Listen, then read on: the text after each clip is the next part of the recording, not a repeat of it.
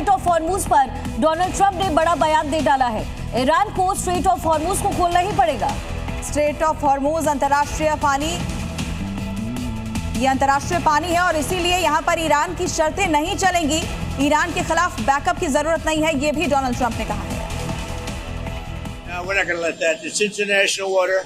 If they're doing that, nobody knows if they're doing that. But if they're doing that, we're not going to let that happen. No, we're not going to let that. It's international water. If they're doing that, nobody knows if they're doing that. But if they're doing that, we're not going to let that happen. No, we're not going to let that. It's international water. If they're doing that, nobody knows if they're doing that. But if they're doing that, we're not going to let that happen.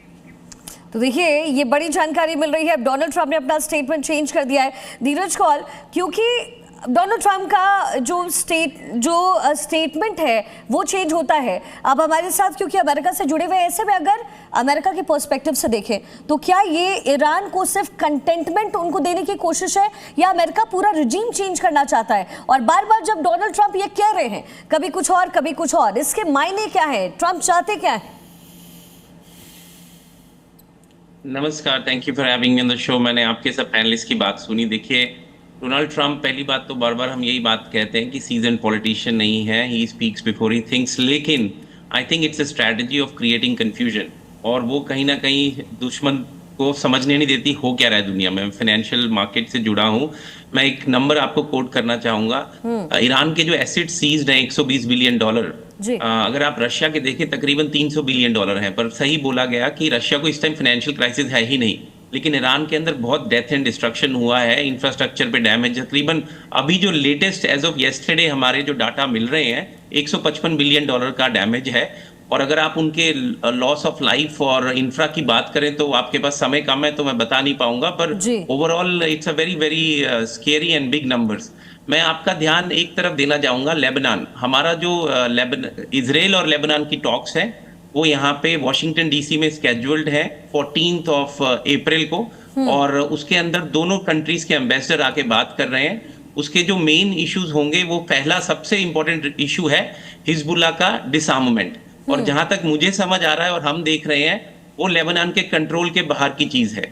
तो क्या Lebanon दूसरी forces को invite करेगा Hezbollah को disarm करने में? क्योंकि इस सारी लड़ाई में लेबनान के जो पीस लविंग लोग हैं उनका कोई लेना देना ही नहीं है।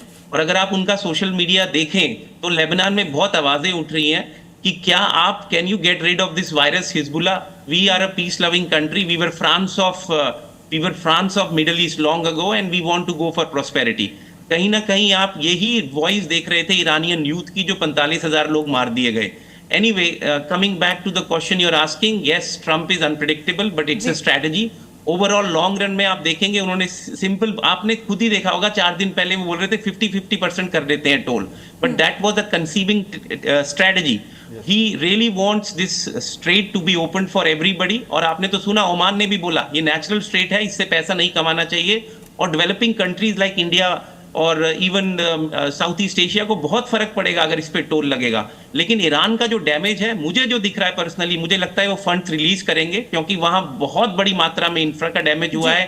300 से ज्यादा हॉस्पिटल्स, मैं फिजिशियन हूँ, मेरे खुद के बहुत सारे मित्र वहाँ एनजीओ चलाते हैं, और वहाँ पे इस टाइम स्क्रैसिटीज है रीनल केयर की, क्योंकि मैं ट्रांसप्लांट नेफ्रोलॉजिस्ट हूँ, आपको फर्स्ट हैंड बता सकता हूँ। एम्बुलेंस की सर्विसेज पे हिट हुआ है, और प्रोपोगेंडा वॉरफेयर दिखा रहा है कि ईरान में कुछ नहीं हुआ। लेकिन जब इंटरनेशनल मीडिया वहां जाएगा, आपको तस्वीरें दिखेंगी, it will be very clear. ठीक है सर। दीपक वोरा सर, आप इस पर कुछ रिएक्शन देना चाह रहे हैं? साथ ही सवाल में जोड़ना चाहूंगी कि अगर अमेरिका कह रहा है कि हमने ईरान में जो हासिल करना था कर लिया है, बहुत तबाही हमने मचा दी है, तो यहाँ पर ईरान की शर्तों पर मानने की बात कैसे आ रही है सामने? स्ट्रेट ऑफ हॉर्मूज को लेकर ट्रंप चेतावनी दे दे, लेकिन ईरान की अपनी अलग शर्तें हैं। इसका मतलब यह है कि भरोसा बिल्कुल नहीं है। बेटा, मैं एक चीज़ प्रॉक्सिमिटी टॉक्स के बारे में आपको स्पष्ट करना चाहता हूं। अभी कर्नल साहब भी जिक्र कर रहे थे, मैंने पार्टिसिपेट किया है। जब डेटॉन एग्रीमेंट हुई थी बोस्निया हर्जेगोविना, वो एक दूसरे के सामने नहीं बैठना चाहते थे, तो हम लोग इधर उधर भागते थे लेके मैसेजेस वगैरह, उसमें कोई खास फ़र्क नहीं पड़ता है। अल्टीमेटली वो बैठे ही नहीं एक दूसरे के सामने और एग्रीमेंट होगी। पेरिस पीस टॉक्स हुई थी कर्नल साहब, तो 1 महीना लगा था कि टेबल की शेप क्या होगी, कौन कहाँ बैठेगा, क्या करेगा, एटसेट्रा, ये छोटी मोटी। फाइनली आपको बता देता हूँ बेरूट के बारे में। लेबनान की सरकार ने ईरान के राजदूत को पर्सोना नॉन ग्राटा डिक्लेयर करके 1 हफ्ता हुआ बाहर निकाल दिया है। वो कहता है मैं नहीं जाऊँगा। और बेरूत की सरकार ने ये कहा है कि ये तो हिजबुल्लाह का कमांडर इन चीफ है बेरूत के अंदर, लेबनान के अंदर। तो बड़ी अजीब चीज़ें इस वक्त चल रही है जो मैंने अपने डिप्लोमेटिक करियर 53 साल में कभी नहीं देखा। मेरा अपना मानना है कि ये जो बातचीत होगी अमेरिका और ईरान के बीच में, इसका कोई बड़ा परिणाम नहीं होगा। सिर्फ ये दोनों तरफ कहेंगे चलिए कम से कम बातचीत तो हुई है, बस यही है कि बात कर रहे हैं, गोली नहीं मार रहे। जबकि मेन इजराइल के लिए अब जो मुद्दा रहेगा वो हिजबुल्लाह का रहेगा और वो वॉशिंगटन में बातचीत। जी